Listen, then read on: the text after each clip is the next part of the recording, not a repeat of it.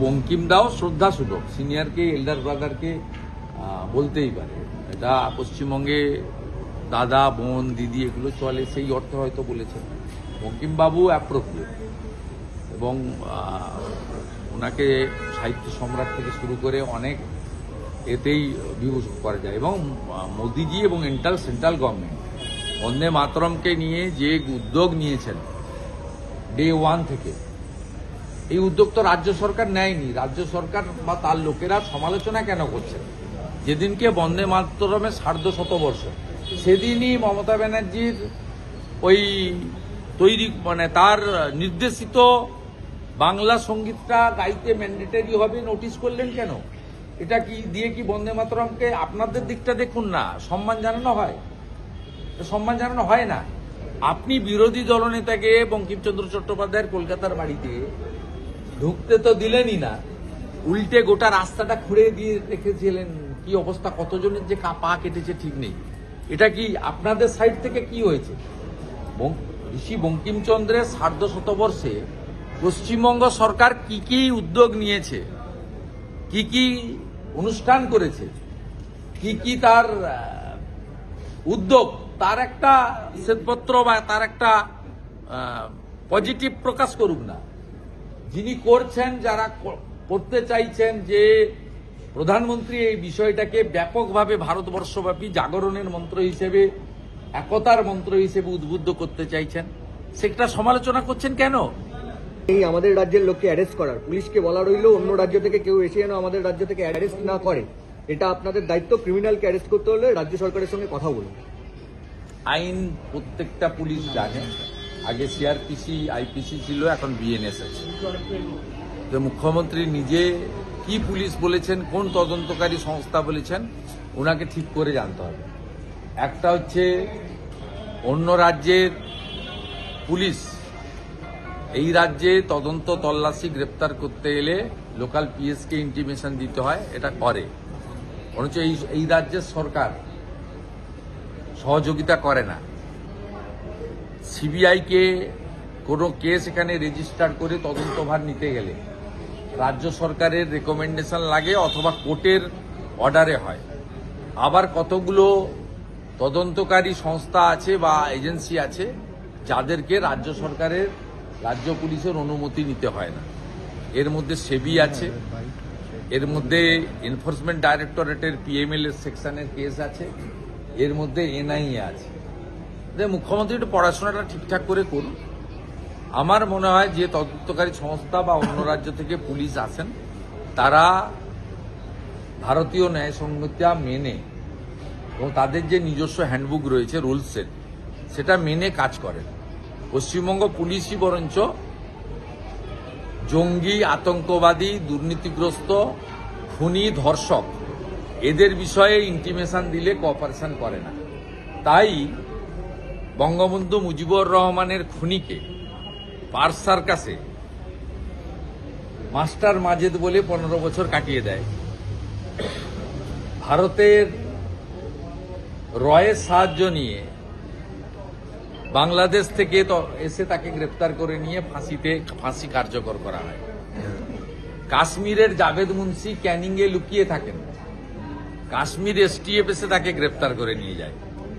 আনসারুল বাংলার দাগি খুনি জঙ্গি সাদ শেখ মুর্শিদাবাদের হরিহর পাড়ায় মাদ্রাসা খুলে 1.5 বছর ধরে 3 বার তৃণমূলকে ভোট দিয়ে পঠন পাঠন করতে পারেন, তাকে গ্রেপ্তার করার জন্য আসামের পুলিশকে আসতে হয়।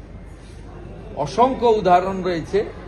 পশ্চিমবঙ্গ জঙ্গিদের আঁতুড়ঘর করে তৈরি করেছেন মমতা বন্দ্যোপাধ্যায়, এবং বর্ডারে ফেন্সিং না দিতে দিয়ে জামাত, হেফাজত, মৌলবাদীদের ঘাঁটিতে পরিণত করেছেন পশ্চিমবঙ্গ। সূত্রে খবর 55 লক্ষ নাম বাদ যেতে পারে। ইলেকশন কমিশন অফিসিয়ালি যখন বলবে উত্তর দেব, কিন্তু আমি প্রথম থেকেই বলেছি গ্রাউন্ড রিয়েলিটি এটাই যে একটা বড় সংখ্যক মৃত, ডবল ট্রিপল এন্ট্রি, শিফটিং এবং অবৈধ বাংলাদেশি মুসলিম অনুপ্রবেশকারী রোহিঙ্গা এখানে ভোটার লিস্টে নাম তুলেছে, নাম রেখেছে। এই কারণে সাদ শেখ যখন গ্রেপ্তার হয় তিনি বলেন যে আমি 3 বার ভোট দিয়েছি। লাভলি খাতুন আপনাদের মালদা হরিশ্চন্দ্রপুরে তৃণমূলের প্রধান, হাইকোর্ট তাকে বাংলাদেশি বলে তার ইলেকটেড পঞ্চায়েত মেম্বারশিপ খারিজ করে। এরকম অসংখ্য টুকরো টুকরো উদাহরণ আছে, যার মধ্য দিয়ে অবৈধ অনুপ্রবেশকারীদের মুক্তাঞ্চল পশ্চিমবঙ্গ প্রমাণিত হয়েছে। ঠিকঠাক করে এসআইআর হলে এই সংখ্যাটা কোনো সংখ্যাই নয়, অনেক বড় সংখ্যায় নাম বাদ যাওয়া উচিত, যারা ভুয়া এবং অবৈধ। এসআইআর প্রসঙ্গে মুখ্যমন্ত্রী বলছেন যে হিয়ারিং শুরু হলে যাবেন, কাগজপত্র নিয়ে যাবেন, আপনাদের কাগজের অসুবিধা থাকলে সেই কাগজ নিয়ে যাবেন।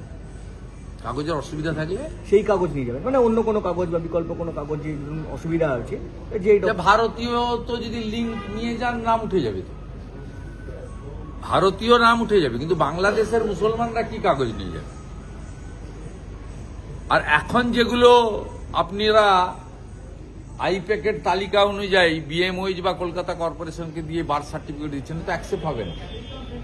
কারণ 24শে জুন ভারতবর্ষে এসআইআর শুরু হয়েছিল বিহার দিয়ে।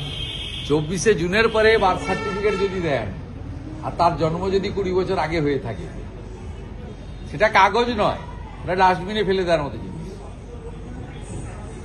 বাংলাদেশি মুসলমান অনুপ্রবেশকারীদের বাঁচাবেন কি করে? বাঁচানোর কোনো রাস্তা নেই।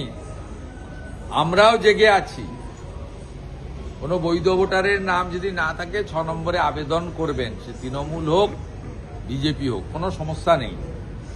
তিনি হিন্দু হন আর মুসলমান হন।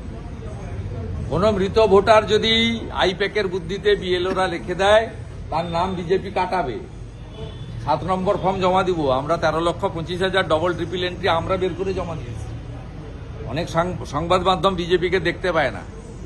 বিজেপি 13,25,000 দিয়ে এসছে, তার 6.5 লক্ষ নাম বাদ গেছে ইতিমধ্যে। হাফ একটা নাম আছে, একটা নাম বাদ গেছে, ডবল ট্রিপল এন্ট্রি। আর স্থানান্তরের 8 নম্বর ফর্ম, যেমন এই ভবানীপুর বিধানসভায় আমি দাঁড়িয়ে আছি, এখানকারই কিছু বিহারের ভোটারকে তারা এখানে নাম ছিল চমকেছে, তারা বিএলও ফর্ম ফিল আপ করেনি। আমরা তাদেরকে দিয়ে 8 নম্বর ফর্ম দেওয়াবো এবং তাদের বিহারের যে ভোটের লিঙ্ক, সেই ভোটার লিস্টের কপি আমাদের কাছে আছে, আমরা দিয়ে দেবো। এরকম থাকলে করবেন। কিন্তু বাংলাদেশি মুসলিম অনুপ্রবেশকারীদের মমতা ব্যানার্জির ফ্যাক্টরি থেকে যতই 2 নম্বরই কাগজ বের করুন না কেন, সেই কাগজ অ্যাকসেপ্টেড হবে না। ইলেকশন কমিশনের গাইডলাইনের সঙ্গে মেকআপ হচ্ছে, তারা ভারতীয় হতে পারে না।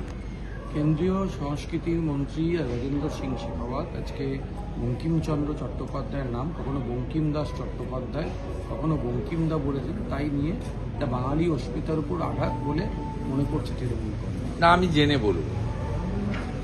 জেনে বলবো বঙ্কিম দাও শ্রদ্ধাসূচক, সিনিয়রকে এল্ডার ব্রাদারকে বলতেই পারে। এটা পশ্চিমবঙ্গে দাদা বোন দিদি এগুলো চলে, সেই অর্থে হয়তো বলেছেন। বঙ্কিমবাবু অ্যাপ্রোপ্রিয়েট এবং ওনাকে সাহিত্য সম্রাট থেকে শুরু করে অনেক এতেই বিভূষণ করা যায়। এবং মোদিজি এবং সেন্ট্রাল গভর্নমেন্ট বন্দে মাতরমকে নিয়ে যে উদ্যোগ নিয়েছেন ডে 1 থেকে, এই উদ্যোগ তো রাজ্য সরকার নেয়নি। রাজ্য সরকার বা তার লোকেরা সমালোচনা কেন করছেন?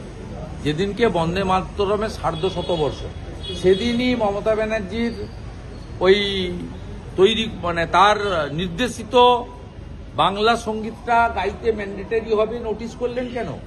এটা কি দিয়ে কি বন্দে মাতরমকে আপনাদের দিকটা দেখুন না, সম্মান জানানো হয়? সম্মান জানানো হয় না। আপনি বিরোধী দলনেতাকে বঙ্কিমচন্দ্র চট্টোপাধ্যায়ের কলকাতার বাড়িতে ঢুকতে তো দিলেনই না, উল্টে গোটা রাস্তাটা খুঁড়ে দিয়ে রেখেছিলেন। কি অবস্থা, কতজনের যে পা কেটেছে ঠিক নেই। এটা কি আপনাদের সাইড থেকে কি হয়েছে?